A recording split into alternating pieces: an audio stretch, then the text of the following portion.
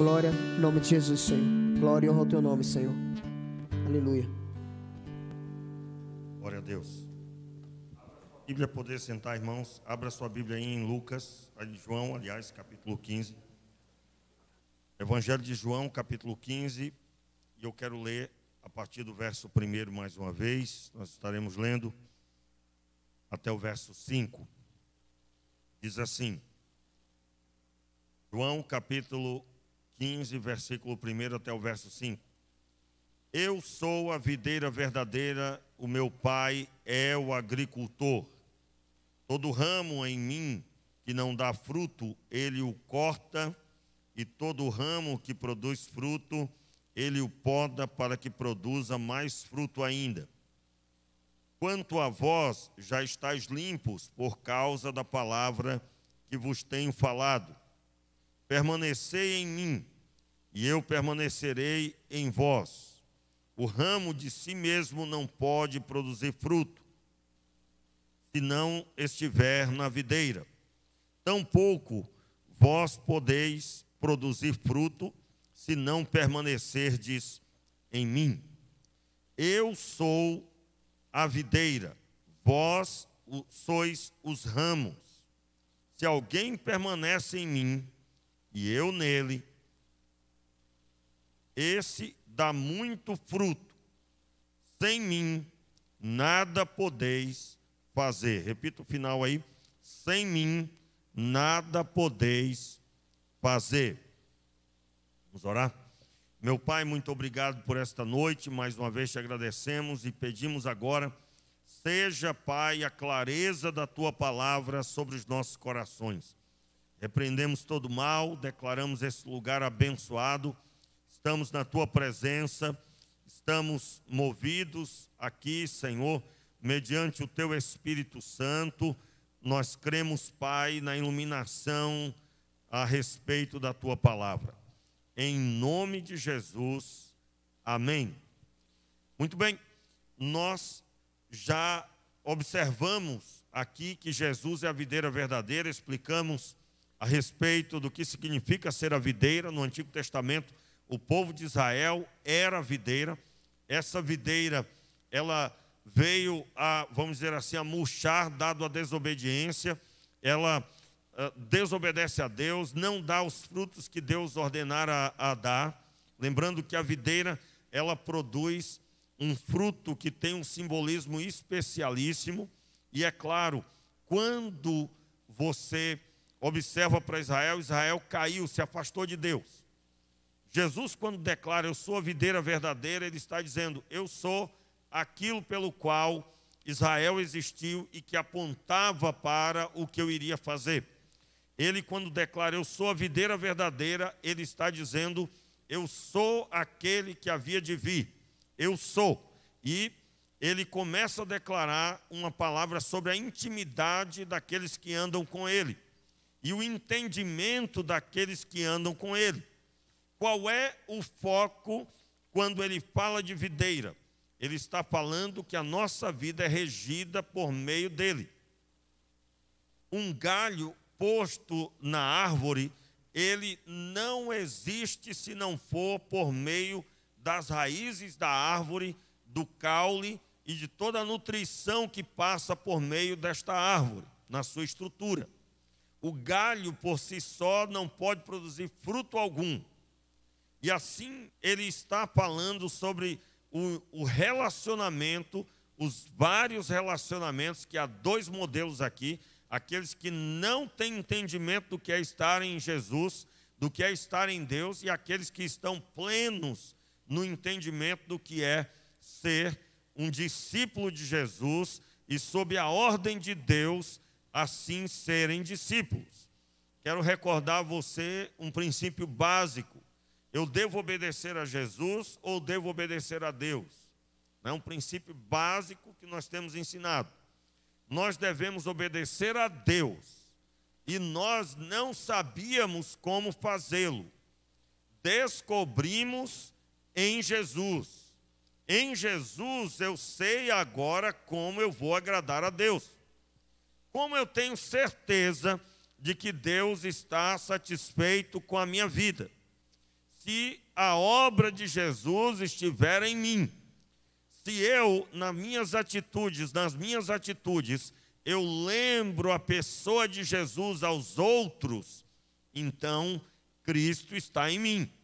E é claro, é bem amplo esse assunto, mas o foco aqui, nesse momento da interpretação do verso 1 até o verso 5, é que Jesus está falando de relacionamento dos seus com Ele.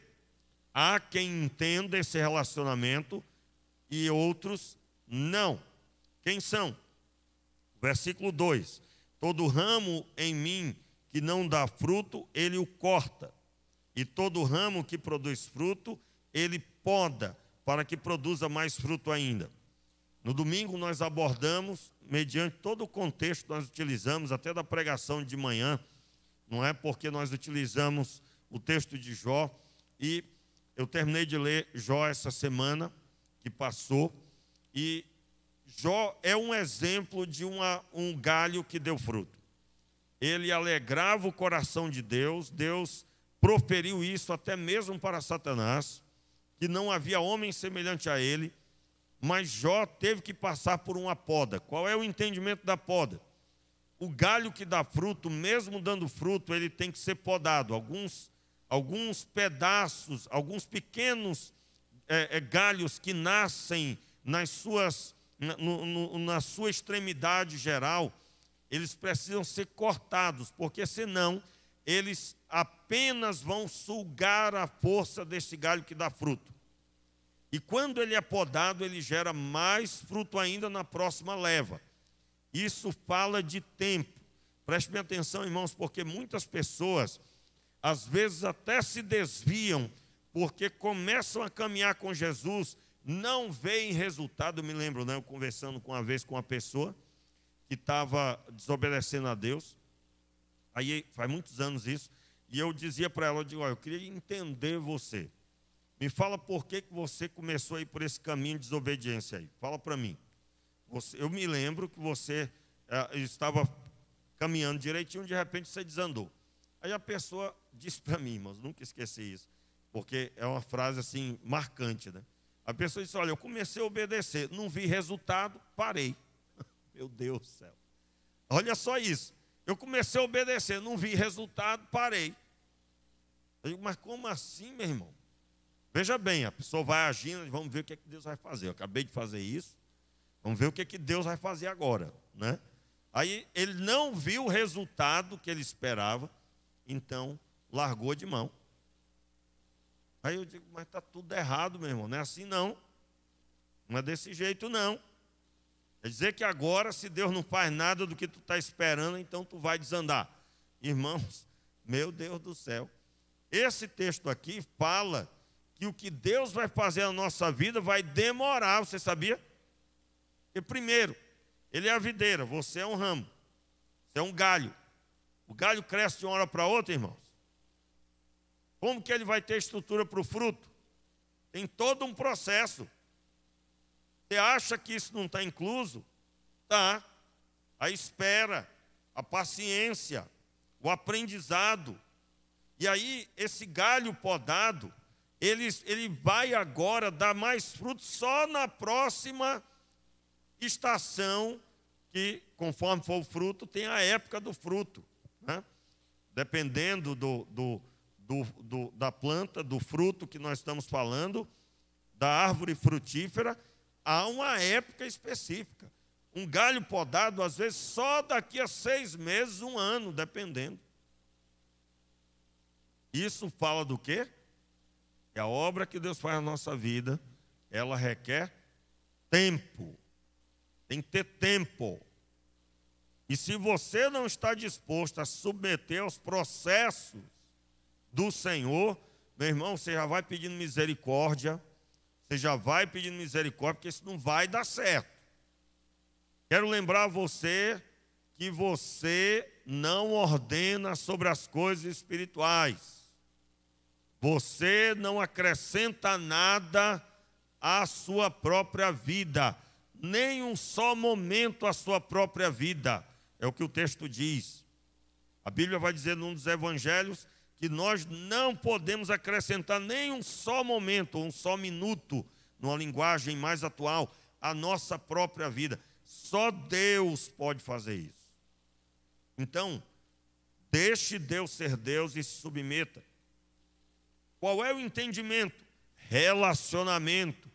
Um galho que dá fruto, ele sabe como Deus é na pessoa do filho. E ele se portará conforme. Veja bem, o galho não é aqui inanimado. Esse galho é uma pessoa. Uma pessoa que está servindo a Deus. E conforme eu acabei de dizer, ele sabe como servir. Basta ele olhar para os evangelhos. Basta ele ler as cartas de Paulo. Ele sabe como obedecer a Deus na pessoa, na revelação do Filho unigênito, que veio e pessoalmente mostrou como agradar a Deus. E aí, aquele entendimento que você já sabe, né? Na hora que Jesus se batizou, a voz de Deus ecoou: este é o meu Filho amado, em quem me comprazo. Mateus capítulo 17, você vai encontrar a transfiguração de Jesus. Ele tem suas vestes transfiguradas, ficam brancas diante da manifestação da glória do Pai. Estavam lá Pedro, Tiago e João, e o texto diz que a voz de Deus ecoou de novo: este é o meu Filho amado, em quem me alegro, em quem me comprazo. Só que agora teve um acréscimo, dito para quem estava ali para ouvir. Quem é que estava ali? Os 3 discípulos. A ele ouvi. Ou seja, Deus estava dizendo: ouçam ele. E é isso que Jesus está dizendo. Quem está conectado em mim, quem está recebendo nutrição de mim, e que nutrição é essa? A palavra do Senhor. Vamos observar isso? Veja bem, o versículo diz: ele o poda e produz mais fruto. Conforme eu disse domingo, o texto de Jó é o grande exemplo. Por quê? Ele deu mais fruto no final, não deu? Deu. Leia lá capítulo 42, as coisas que ele agora fala de Deus, que não falava antes. Ele foi confrontado por Deus em tantas coisas que ele pensava. Ele foi enquadrado na sua forma de pensar com as perguntas que Deus fez a ele. Ele não teve uma resposta para nenhuma pergunta que Deus fez. E detalhe, Deus não respondeu nenhuma que ele fez. Quero deixar claro para você que Deus é Senhor de todas as coisas. E quando você chega na presença de alguém de autoridade, não é você que faz pergunta não, meu irmão. Não é você que é dono do pedaço, não. Então esse entendimento de grandiosidade de Deus, de pequenez nossa, tem que entrar na nossa vida, no nosso coração, para entendermos a proposta em Cristo Jesus. E aí, voltando para o texto de João, ele o pode dar mais fruto. Verso 3: quanto a vós já estáis limpos por causa da palavra que vos tenho falado. Veja bem, agora eu quero começar com você observando uma outra ótica sobre essa limpeza. Na tradução contemporânea está escrito limpeza. Há traduções que você vai encontrar que é corte, é limpar, é cortar os ramos do galho que dá fruto. Então, ambos estão corretos. Essa limpeza é aquilo que ia roubar a força, conforme já expliquei, tem que ser cortado. O que é que rouba a nossa força? Tudo que não era para estar ali. Tudo que não era para estar no ramo. Rouba a nossa força. E em se tratando de um coração de um filho de Deus, o que é que rouba a força dele? A desobediência. A poda de Deus é quando Deus vem tratar com a nossa obediência. Aquilo que chamamos de obediência nem sempre é, viu, irmãos? Nem sempre alguém que diz que é obediente é genuinamente.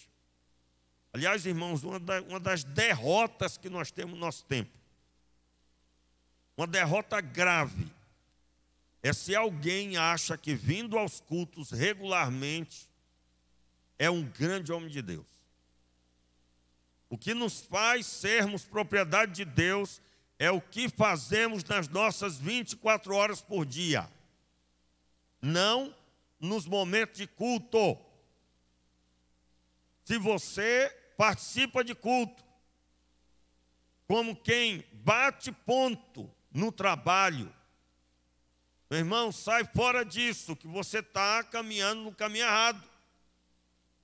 Deus não está aqui somente.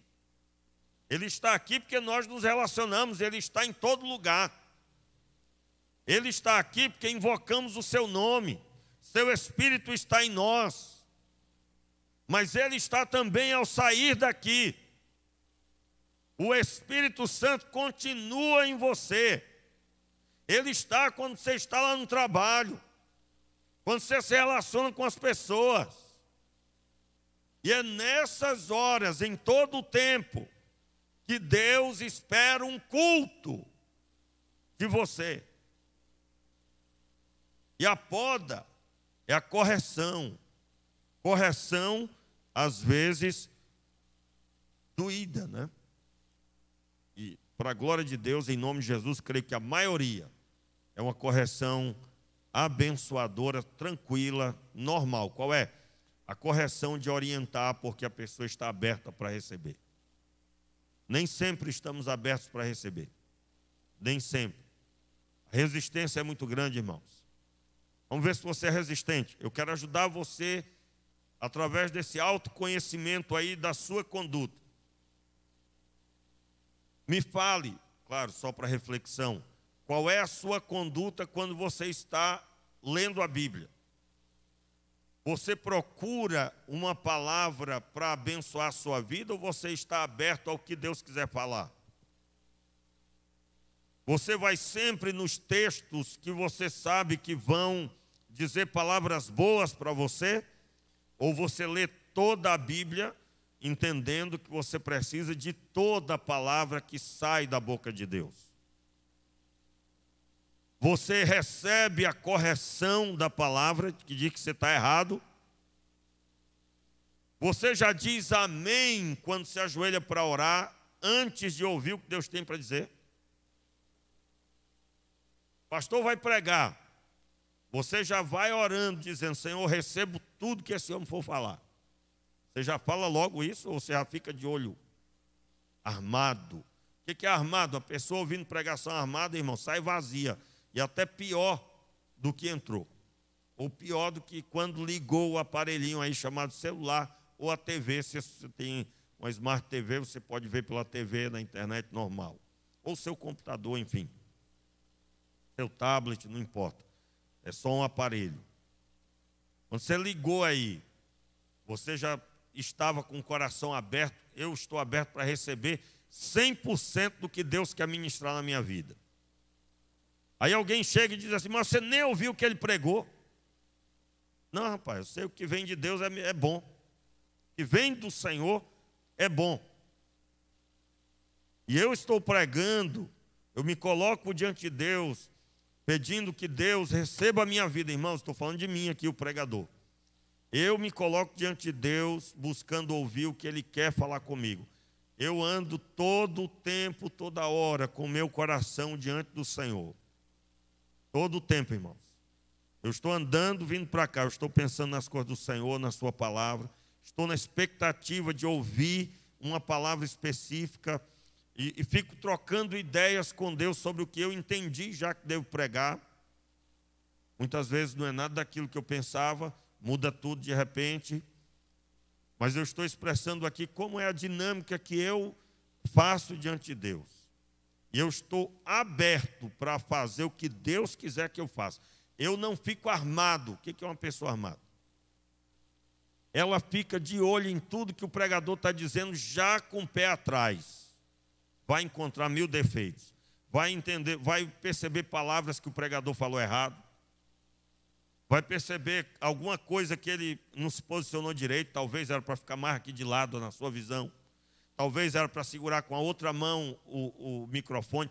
Irmãos, a pessoa que não está disposta a ouvir Deus, ela vai ficar vendo o homem. E eu sou cabível, né? Aliás, como é que chama, meu Deus? Fugiu a palavra. Eu estou sujeito a fazer algo que você não concorda.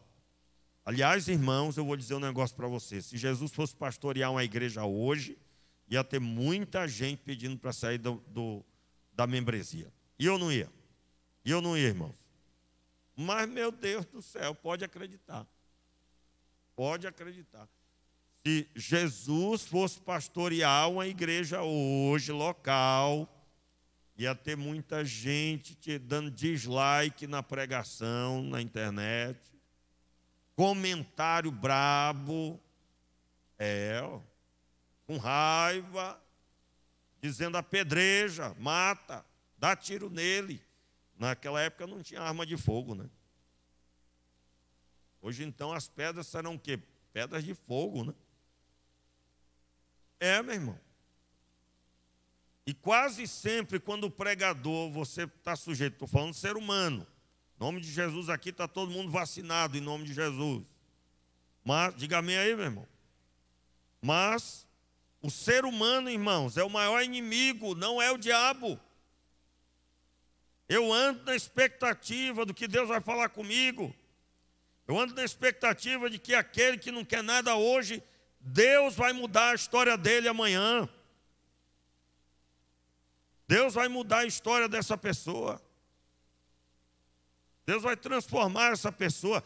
Eu não sou Deus, mas Deus, Ele é especialista em fazer isso. E se eu não sou Deus, eu não vou me meter no que Deus faz. Eu só vou fazer o que Ele me disse. Ele me mandou pregar, pastorear um rebanho. Ele me mandou orar, me colocar diante dEle, levar a sua palavra em primeiro lugar na minha vida. Estou falando do que eu faço individualmente. Eu procuro fazer conforme a palavra está dizendo. E quando eu digo procuro, eu estou dizendo com o coração cheio de temor, que todo dia, toda hora, estou sujeito a descobrir que eu tenho que mudar, que eu tenho que melhorar, que eu tenho que me colocar mais sujeito a Cristo. Eu acho excelente um pastor estar dizendo isso, que infelizmente há quem pense que pastor já fez seminário, sabe da Bíblia toda, ele não tem mais que mudar nada. Meu irmão, todo dia e toda hora, nós devemos estar diante de Deus na expectativa de que Ele vai ministrar mais profundamente um trecho da palavra, nós vamos entender mais a Escritura Sagrada, nós vamos nos dar mais do que ontem.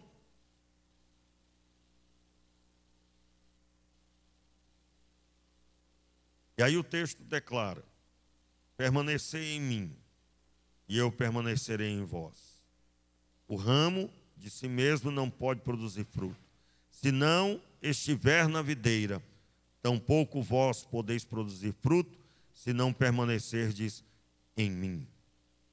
Eu sou a videira, vós sois os ramos. Se alguém permanece em mim e eu nele, este dá muito fruto. Sem mim, nada podeis fazer. Abra sua Bíblia agora para entender o que significa essa poda que está no verso 3. Quanto a vós estáis limpos por causa da palavra que vos tenho falado. Capítulo 13 do Evangelho de João mesmo, é o texto que Jesus lava os pés dos discípulos. E aí, no versículo 10 especificamente, Jesus diz assim: disse Jesus, aquele que já se banhou não necessita de lavar, senão os pés. No mais, está todo limpo. Ora, vós estáis limpos, mas não todos. Jesus estava falando de quem? Estava falando de Judas Iscariotes, não é? Ele estava falando de Judas. O versículo seguinte diz: pois ele sabia quem o havia de trair. Foi por isso que disse: nem todos estáis limpos. Entenda aí. O texto de João 15, que nós lemos, no versículo 3, quanto a vós estáis limpos por causa da palavra que vos tenho falado. Por que a palavra limpa? Porque a palavra dá norte, dá horizonte. A palavra normatiza conduta, pensamento, como os pensamentos devem ser, como as atitudes devem ser. De forma que se eu estou pensando doideira, caraminhola, eu vou, estrangular essa caraminhola, esse pensamento pecaminoso, e eu vou declarar sobre a minha vida a palavra de Deus. Encerrou aqui isso. Já dizia um ditado popular, você certamente não pode impedir uma árvore de pousar na sua cabeça. Ela vem voando e pousa. Mas certamente você vai poder impedir ela de fazer ninho. Porque fazer ninho depende de tempo. Então, se uma ave quiser fazer ninho, você vai logo espantar essa ave, ela não vai permanecer mais ali. Assim deve ser os pensamentos pecaminosos. O pecado, irmãos, não começa na atitude. A atitude, ela é depois dos pensamentos. Eu vi ali uma pessoa que cometeu adultério. O ato do adultério só aconteceu porque primeiro foi dado à mente a liberdade para adulterar na mente. Então, um homem de Deus, uma mulher de Deus, começou a pensar algo que não combina com a Escritura. Então, essa pessoa vai repreender a si mesma e vai pedir misericórdia se já pecou na mente. E vai declarar a palavra de Deus, e é bom que se alimente da palavra do Senhor. Ninguém consegue, irmãos, fazer isso se não for com a vida totalmente voltada para Deus. Ninguém consegue. Ninguém consegue andar em santidade, e é o que nós estamos falando, se não abordar em sua vida o todo da vida. Toda a minha vida está diante do Senhor e norteada pela Escritura. E aí nós temos um problema, porque eu preciso ter a palavra de Deus na minha vida. E como alguém pode dizer que tem, se nem a Bíblia toda leu? Irmão, pastor, já li, leia de novo. Já terminei a segunda vez, leia a terceira vez. E depois, pastor, mais uma vez.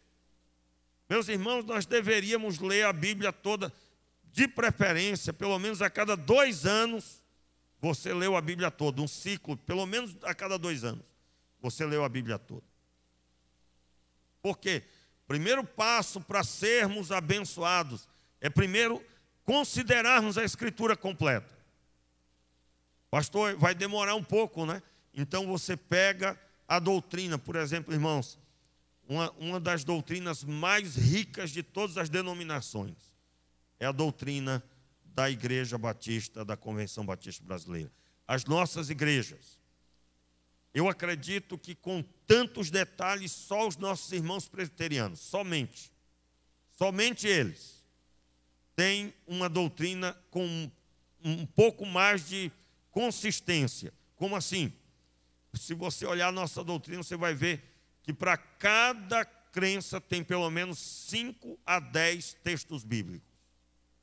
Para cada ato de fé, você vai encontrar na citação de cada, por exemplo, Jesus é o Filho de Deus, de 5 a 10 trechos bíblicos, comprovando que Jesus é o Filho de Deus. Aquilo é doutrina para você, porque há quem pregue que ele não é. Ele não era o Filho. Aliás, muito mais ainda, há quem pregue que ele não era Deus. E você vai encontrar lá que ele, sendo homem, ele também era Deus na terra. E aí há a comprovação dessa fé nos textos bíblicos. Você vai encontrar. Então, qual é o meu conselho para você?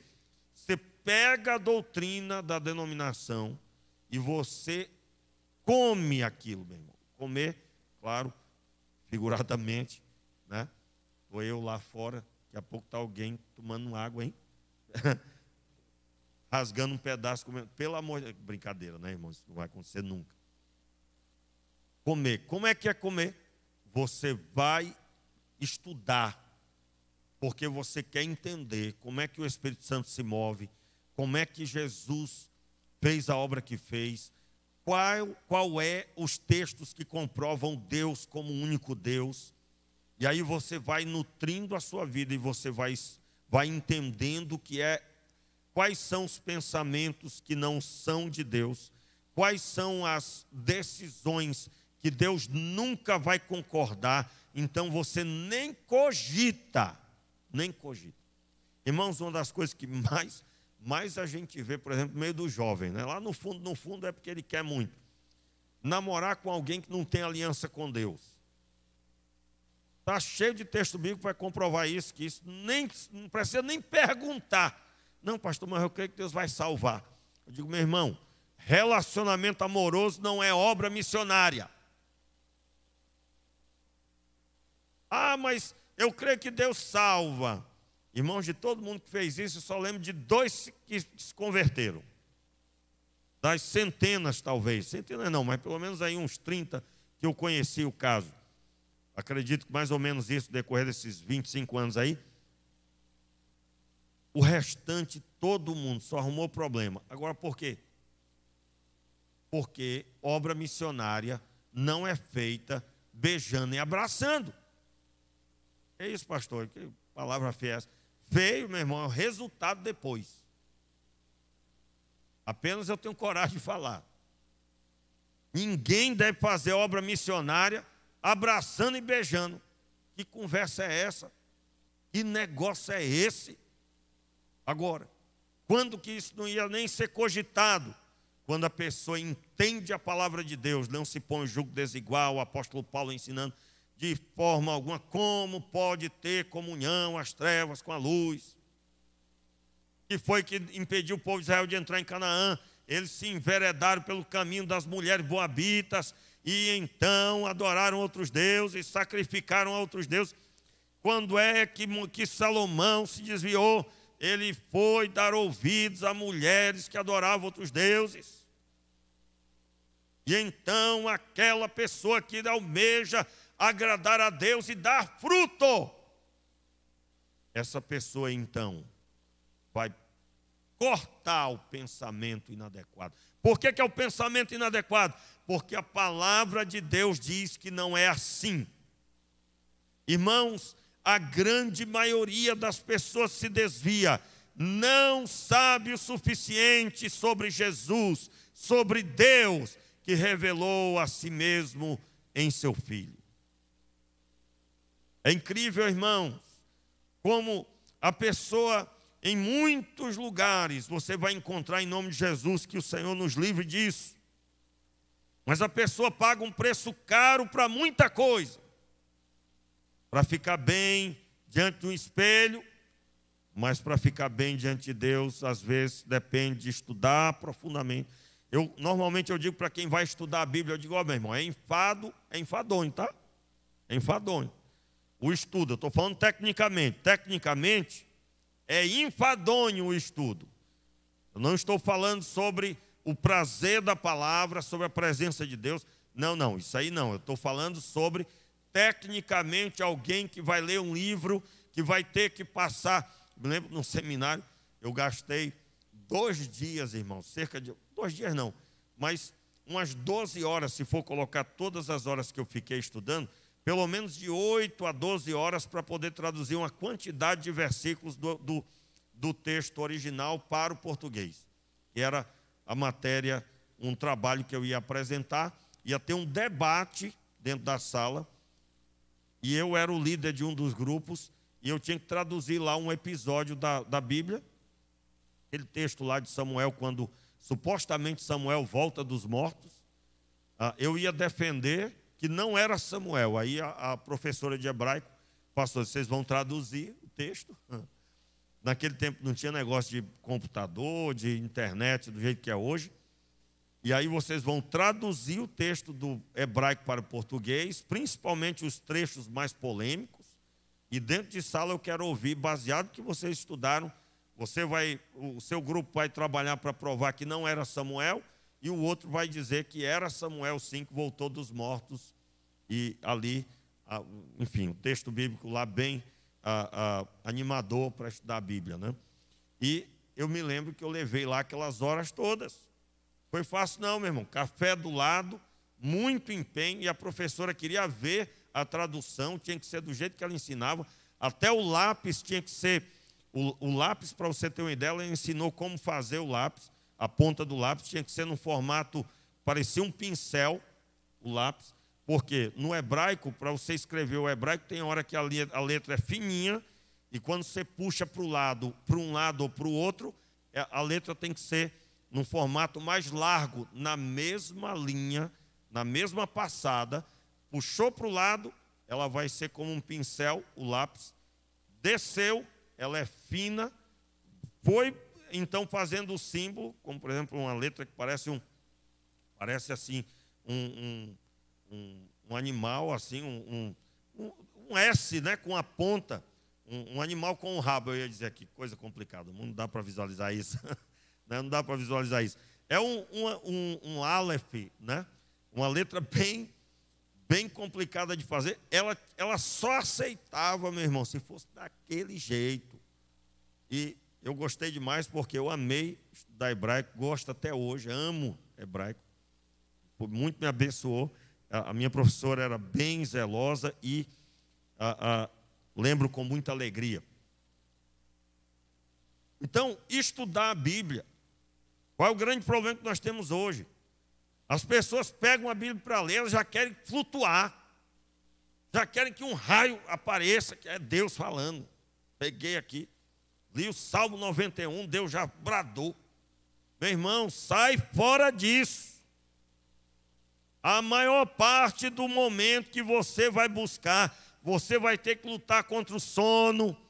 E eu digo já para você, comece a ler. Depois de meia hora, você vai perceber que algo novo se formou no seu coração. Irmãos, é só deste jeito que nós seremos limpos. Quando que ela limpa? E aqui no texto de João, eu não vou encerrar esse assunto hoje, mas eu quero finalizar observando. Por que Jesus disse que nem todos estão limpos?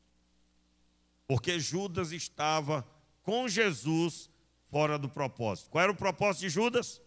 Ele punha a mão na bolsa, utilizava do dinheiro, roubava. O negócio dele era grana. Por isso que quem está em Cristo não pode ter a visão em dinheiro. Se o seu negócio é dinheiro, abra uma empresa. Vá trabalhar muito. E aí sim você pode esperar dinheiro. Não, pastor, eu vou dar o dízimo e espero muito dinheiro. Não, meu irmão, você não entendeu nada. Para. E conserte diante de Deus. Você pode não ter nada materialmente, mas ter tudo quando você tem um relacionamento com Deus. Isso vem em primeiro lugar. O resto é de quebra que Deus te dá. Quando eu digo de quebra, todo mundo conhece essa expressão, né? É de brinde. Ai, irmãos, é muito bom. É muito bom. Pastor, o senhor está dizendo que Deus dá a minha família de brinde? Sim, meu irmão. O que Ele tem de mais importante é o relacionamento com você. Ai, a minha família então é brinde? Entenda, meu irmão. Se você não tem relacionamento com Deus, coitado da sua família. Coitada. Coitado da esposa. Coitada dos filhos. Coitado do marido. Se você não tem relacionamento com Deus. Primeiro, relacionamento com Deus. E aí, meu irmão, Deus te dará uma família abençoada, que você vai valorizar muito, que você vai prezar bastante. E você vai, do nada, vai estar ligando para sua mulher, dizendo, olha, eu te amo. Você vai receber o telefonema da sua mulher. Eu digo que ela vai me pedir alguma coisa. Não, ela vai dizer para você que ama você. Porque a presença de Deus na família faz isso. Seus filhos vão dizer, pai, o que foi? Eu te amo. Deus faz isso no lar, meu irmão. Relacionamento é tudo. E o relacionamento com Deus é regido pela sua palavra. Não é regido por ser membro da igreja local. Não é regido por dar uma cesta básica para alguém. Não é regido por ajudar alguém financeiramente. Não, é regido em primeiro lugar por um relacionamento pessoal com Deus. E esse relacionamento é direcionado pela Escritura Sagrada. Eu quero chamar a sua atenção. Você que parou no discipulado, você começou a estudar a Bíblia com alguém, você parou. Você que começou a ler a Bíblia, recentemente nós tivemos o chamado da juventude para ler a Bíblia toda num ano. Irmãos, eu estou sabendo, começou um número enorme, hoje tem 2, 3 gatos pingados. Glória a Deus pelos que estão presentes e estão firmes no propósito. Mas não foi só 2 ou 3 que começou. Então qual a nossa atitude? Eu vou voltar onde eu parei, onde eu caí, e eu vou retomar. Não há outro caminho. Não há outro caminho. Não tem uma historinha. Ah, irmãos, eu vou agora trazer uma cartola aqui e vou tirar um coelho de dentro da cartola. Pode esquecer, não tem uma novidade nessa linha aí não. A novidade é que Deus nos ama e Ele quer andar de mãos dadas conosco. E para nós andarmos de mãos dadas com Deus, nós temos que nos submeter à sua palavra. E a palavra de Deus diz que nem todos estavam limpos, porque um ainda estava no propósito maligno. E o texto diz que ele então vai até as autoridades religiosas. E ele recebe dinheiro. Era o que ele queria. Recebe dinheiro para trair Jesus. Meus irmãos, eu dei aqui o exemplo de que o galho que é cortado. Judas foi um galho cortado. O único jeito de nós darmos fruto, irmãos, é nos submetendo à Escritura. Se você não conhece a Escritura, você tem que ficar apavorado. Você não tem nem que dormir de noite. Que é isso, pastor? É ruim. Vou dormir de noite. Meu irmão, é a força de expressão para dizer para você que você tem que correr atrás do atrasado. Você tem que se esforçar. Você tem que comprar livro, você tem que comprar material para estudar a Bíblia, você tem que investir na sua vida espiritual, porque andar com Deus é entender a sua palavra, e após entender, ainda tem uma caminhada pela frente, mas sobre isso falaremos no próximo culto. Fique de pé no seu lugar, vamos orar. Domingo que vem, domingo agora, domingo à noite, não haverá programação domingo de manhã. Domingo de manhã tem uma programação na sua casa.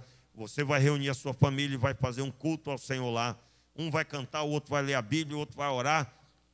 E você vai ali se alegrar na presença de Deus na sua casa. Faça isso. Tira uma foto bonita. Coloca no grupo da igreja que você faz parte. E eu creio, irmãos, à noite nós vamos ver as fotos aqui com muita alegria para a glória de Deus.